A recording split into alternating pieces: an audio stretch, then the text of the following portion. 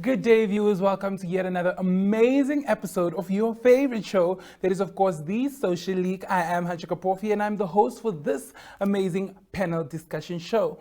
Now, today's episode is a little bit different, and in order for you to find out how different it is, I need each and every one of you to stay tuned as we go for a quick break.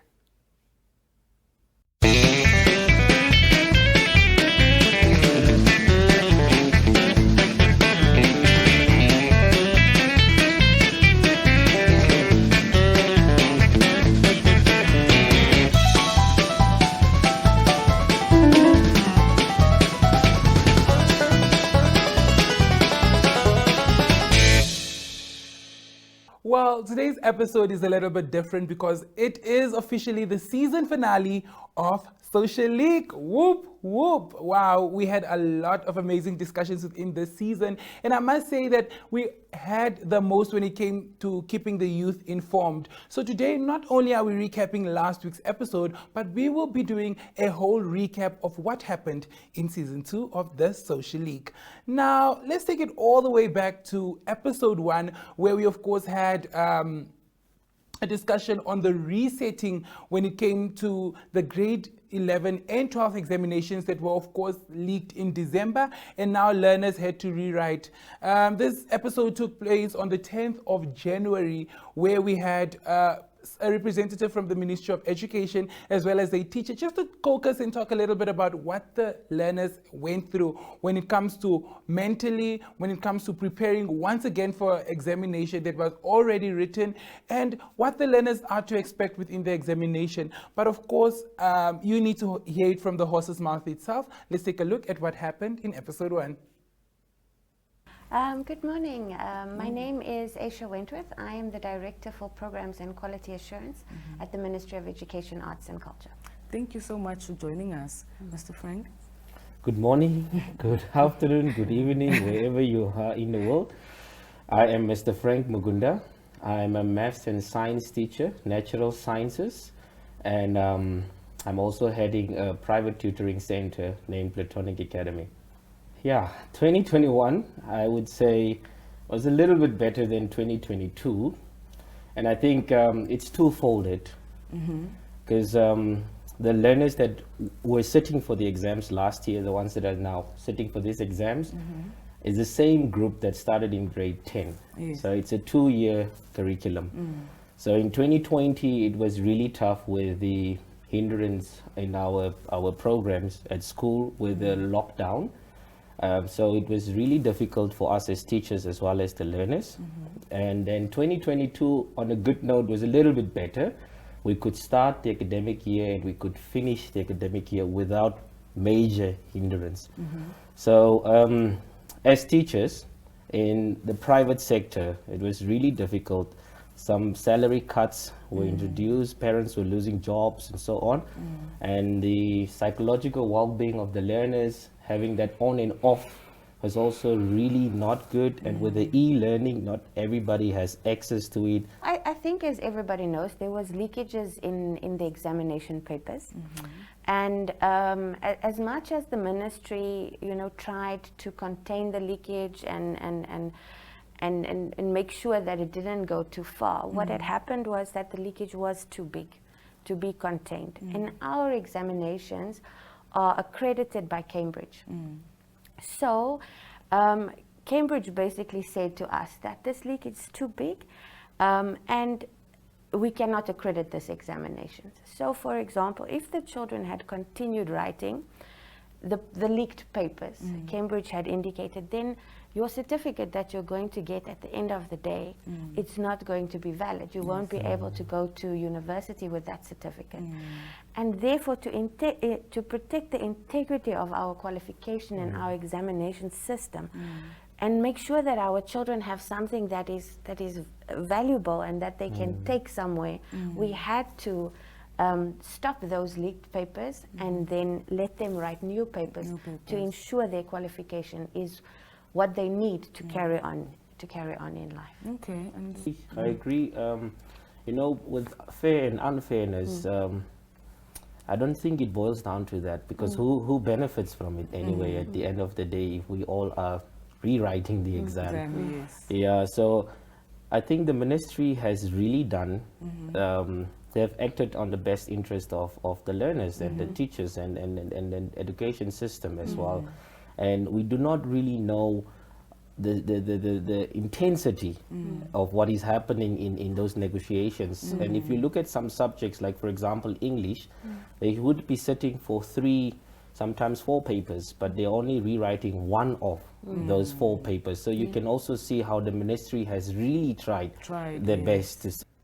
What an amazing way to kickstart a season. Episode 1 definitely took Social League to greater heights within season 2. But when we take a look at episode 2, we were speaking about being a young entrepreneur in Namibia, where we were of course joined by Valdheim Villo, who is one of the founders of Express Parcels Namibia, as well as Reggie Films, our very own creative guru within the country, who does architecture as well as videography. The owner of that is of course Reggie Films crew. But let's take a look at what happened in episode 2. Lessons from there. It's better to make a $50,000 mistake than a $500,000 mistake. That's true. Yeah. I'm really wasting these hours sitting in an office standing still when I could be, you know, making just as much, you know, at the studio. Or even more. Yeah, or more. And you see how much an hour of your time is worth. You really start questioning what you're going to do with your time. Or it produces a lot more than having an employer that's sort of managing your risk, managing your income, managing everything. Because to an employer, it doesn't really matter how much more you put in. It's not going to show in the time that you actually do it. You know, so you could be working hard or less, but then you'll still get the same amount of pay. Well, I am a school dropout, so I had to sort of think on my feet for most of my life. And as I went into the world, I saw there a bunch of problems, and I am a problem solver, so I sort of took off to solve them. In whatever industry you want to go in, there's always going to be a, how do you say, a gap that you can enter in. And I want to give the example by explaining the gap that I found in my industry. What an amazing episode that was. I must say, I love it when people are taking up space and finding gaps within the market, because I think Reggie was talking about it. When you actually decide that this is what I want to do, you need to find the gap within that market that you want to join and fill that gap, because that's one way for you to make sure that you are taking up space within that industry. And I love it. But within episode 3, we of course had the same topic, young entrepreneurs in Namibia, but we of course had the female edition, because I mean, it is March right now and we need to celebrate our women at any given time that we of course have, and females have been taking up space within the entrepreneurship industry. So let's take a look at what happened in episode 3. Previously on the Social League. Are certain rentals higher in certain areas? I would be honest, I didn't have absolutely nothing to start my business. Consistency, and I'll repeat again, consistency. Because no one is going to do the work for you. Easy. Your favorite word would be I'm tired. Is a greater threat to progress than hardship.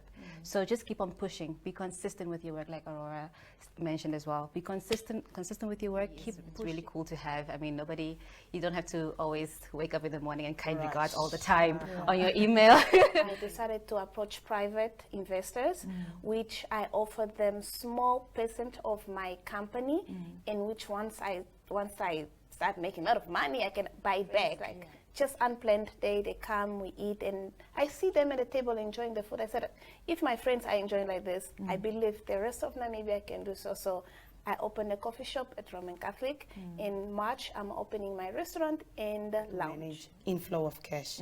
It was very difficult for me because I didn't know how to manage so much inflow in the beginning.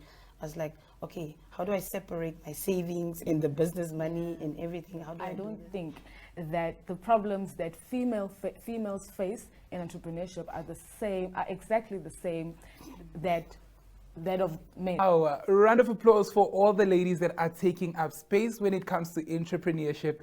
Irina, Aurora Da Costa, all these amazing ladies, and Miss Basson, of course, they are taking up space, and they're taking up space in industries where that they are passionate about, and making sure that they live the dream. Because once you find something you're passionate about, you'll never have to work a day in your life. Such an amazing, amazing saint.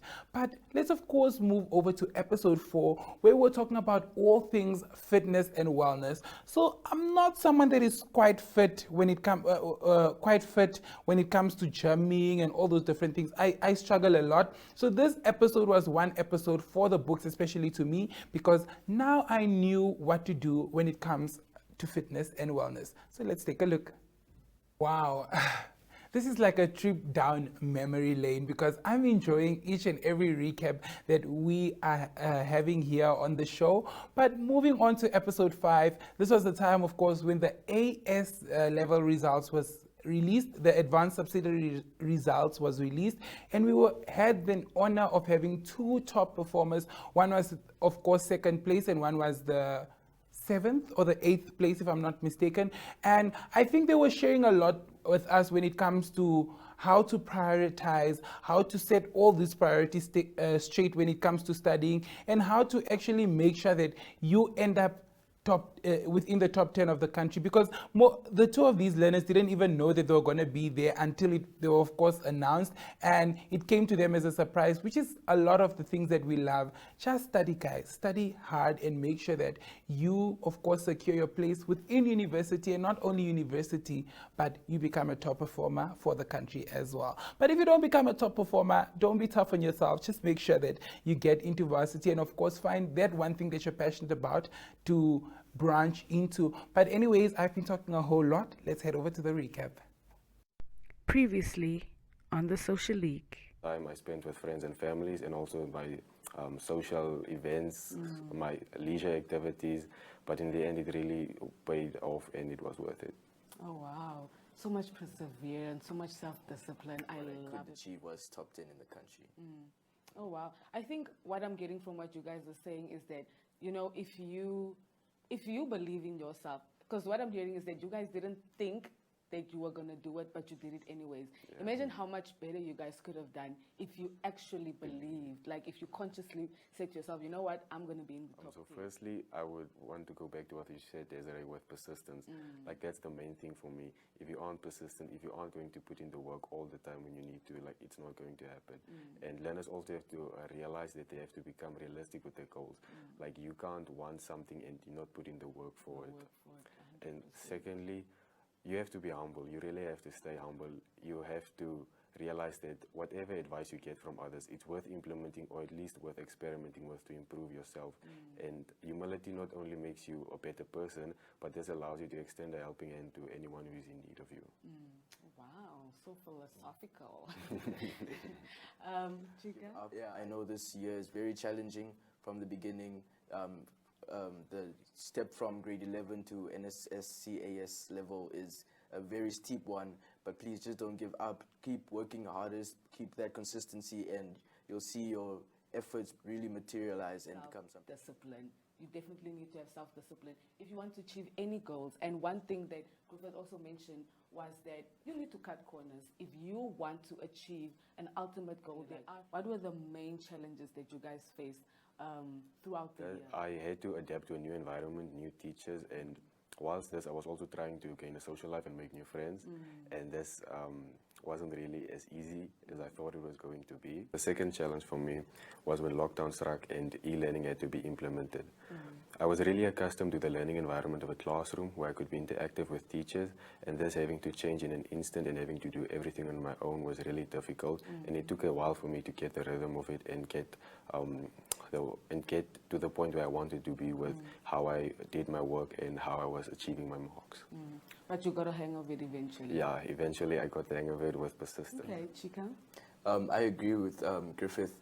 Lockdown, I mean, the e-learning portion of our year was very challenging and really tested your perseverance and self-discipline, you know, because it was almost like a choice that you had to go to these classes, and you just had to have that self-discipline to. Now we're of course heading over to episode 6, where my face started to become familiar to all of the Social League viewers. And that is, of course, when we had men in skincare. This is, of course, one of my favorite, not the best, but one of my favorite topics that we had here in studio, because we're talking about men in skincare and how men need to actually start taking care of their skin. Just because you're using specific skin products, for example, putting on a face mask or anything like that, doesn't make you any less of a man. And this is why we actually had this discussion, just to bring men a little bit to a realization.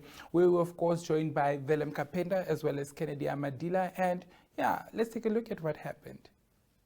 And I am an award-winning model.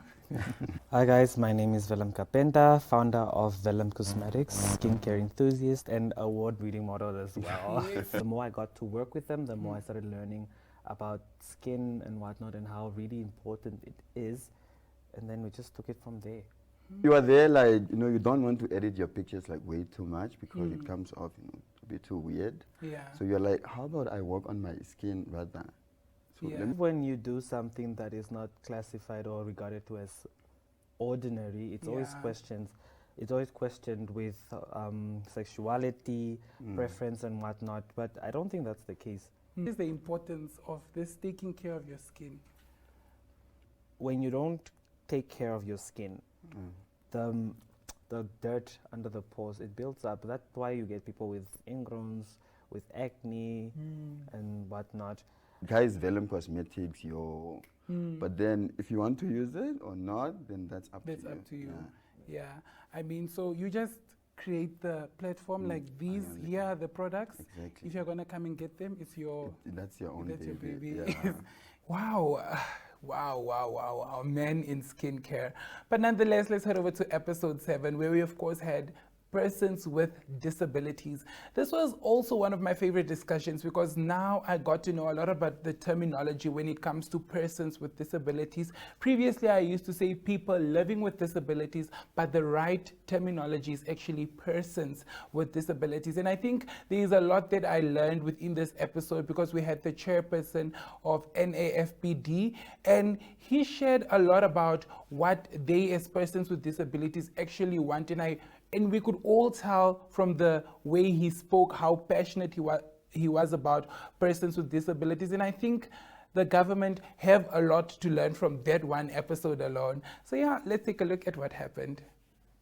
I think that the government is not doing enough because looking back at the commitments they made at GDS 2018, Global Disability Summit, not all of them are met. And let me say, for example,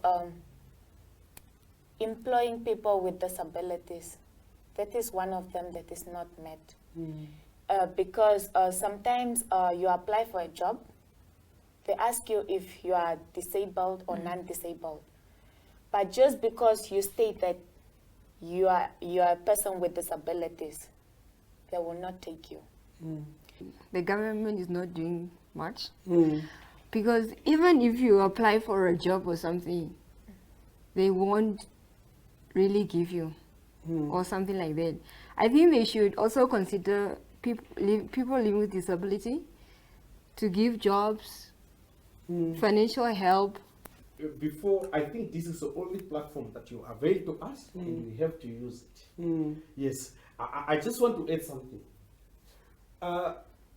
There is a tendency in the government that maybe persons with disabilities deserve only social grant. And it irritates me. Why? Because we can do much better than that. We need also to take part in economic activities. We want also to contribute to our country. We need to be, that's why I'm saying that if we are not empowered,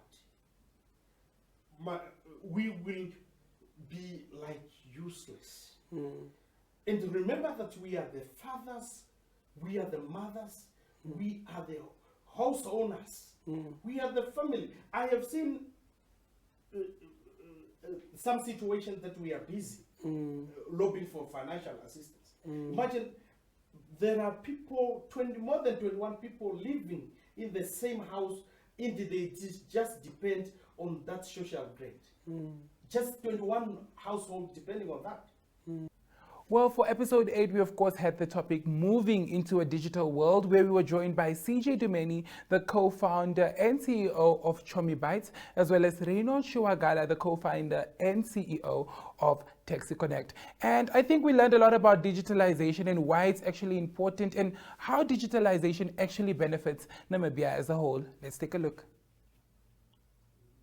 Taxi Connect, man, it was really inspired by safety and convenience when it comes to the taxi industry. So those are the key factors that really inspired me in starting Taxi Connect. And yeah, that's what I ran with, man. Oh. Well, Chomi started as purely as an e-commerce company.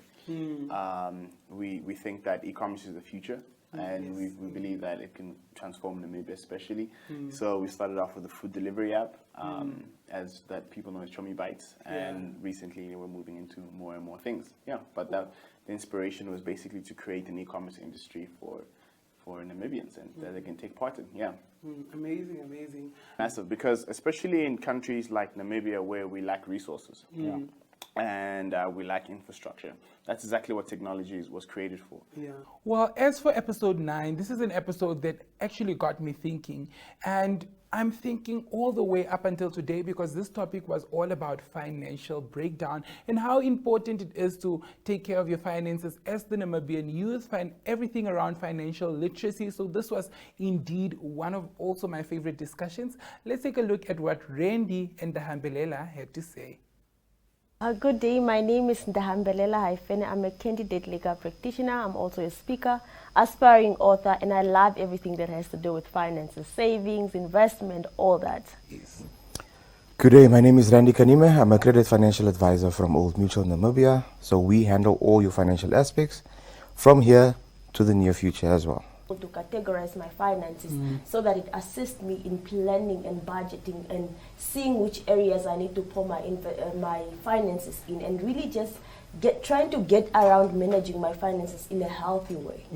That is something that actually draws down from how you were raised at the end of the day. So doing it now would be like a plus. Yeah. But getting the understanding of that specific person's background first before actually advising them on how to start saving. Yes. So as soon as the parents, or let's say for example the government, the parents basically like have or create like understanding and like a usual discussion, maybe daily, like please do this, save this amount of money, let's see where it accumulates to in the next future, or in the next 12 months to say. Of course, starting from an early age, I think especially as young as 13, the parents also need to be involved so that they teach their kids the importance of saving, and just start with a small thing, or create an account for their child, or have a piggy bank for a child so that they understand that every time I get money, you tell them every time you get money, put something inside. That plants a seed in that person. Wow, I loved financial breakdown. But moving into episode 10, we of course had life after high school, because a lot of people don't actually know what to expect. A lot of high schoolers right now are there like, no, I want to go out of high school, I can't wait to go to university. But is it actually going to be what you think it's going to be? Well, to actually find out from people that are experiencing it at the moment, let's take a look at what episode 10 had in store for us. Fresh out of high school, I did not expect varsity to be that way. It was really hectic.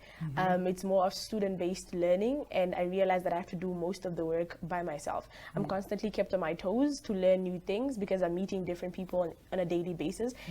But all in all, I wouldn't say it's really far from the picture I had, because I knew at some point growing up would just mean more responsibility and stuff like that. Yeah.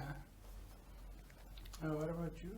I realized that Namibia has a lot at its disposal, and it has so many creative people in the industry, and I realized that being in my position, you, as a graduate in the market, you are allowed to make lower level decisions that can actually affect the corporate at whole, and any stakeholders as well, which could be the customers. So every decision that you make or everything that you do, your role plays a big responsibility on the corporate itself.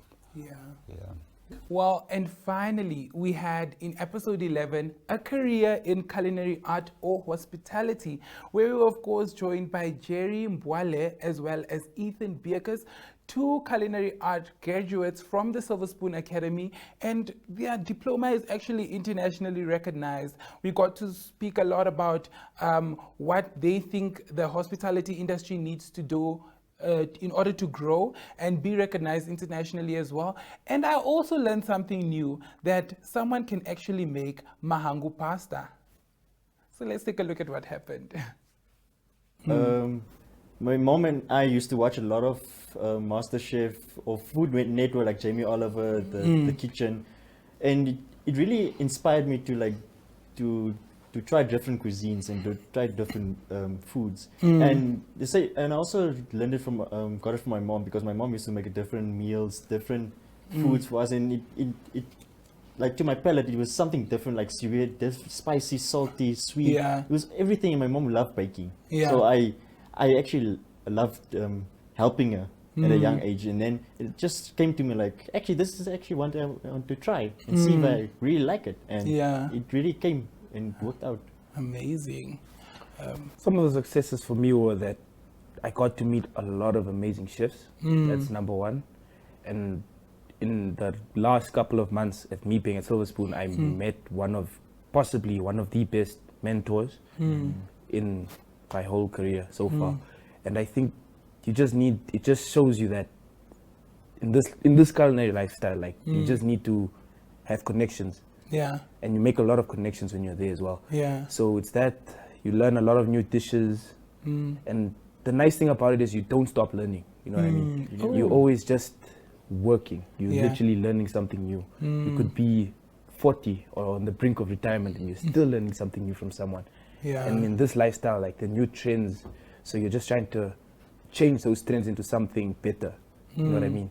So you're like, when there was this whole black food type of thing, we all just tried to change it, the charcoal thing. So we just did more burger patties and ice creams and bread and all of that. So you just, with all these new trends, you just try and fix them and then just try and make them your own way.